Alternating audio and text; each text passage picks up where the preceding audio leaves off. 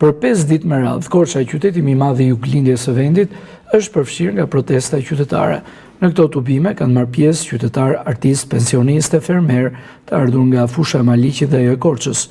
Gjatë protestave pjesëmarrësit kanë ngritur shqetësimet e tyre për çështje të ndryshme sociale dhe ekonomike, ndërsa njëkohësisht kanë shprehur mbështetjen për banorët e Zvërnecit dhe kauzën e tyre. Unë kam qenë në shtet 15 vjet rresht.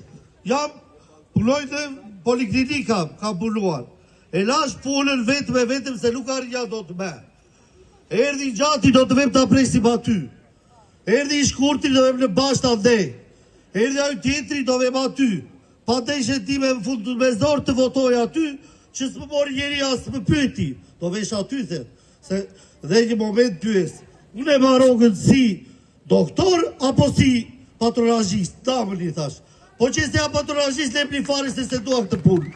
Unë nga marrua në Rumani dentist, dhe kështu do të vazhdoj të rjetën. Turpi mas të talet kryeministri me neve, po ne nuk jemi popull që të talemi. Ne jemi një popull dinjitos, ne jemi patriot. Korça ka nxjerrë plot patriotë. Ne nuk duhet të shkelim bimderin e patriotëve, bimderin e atyre që sakrifikuan familjet e tyre. Pas 5 ditësh protestash në Korçë, protestuesit e juglindjes janë bashkuar protestës kombëtare në Tiranë, duke bërë pjesë e tubimit të organizuar në kryeqytet.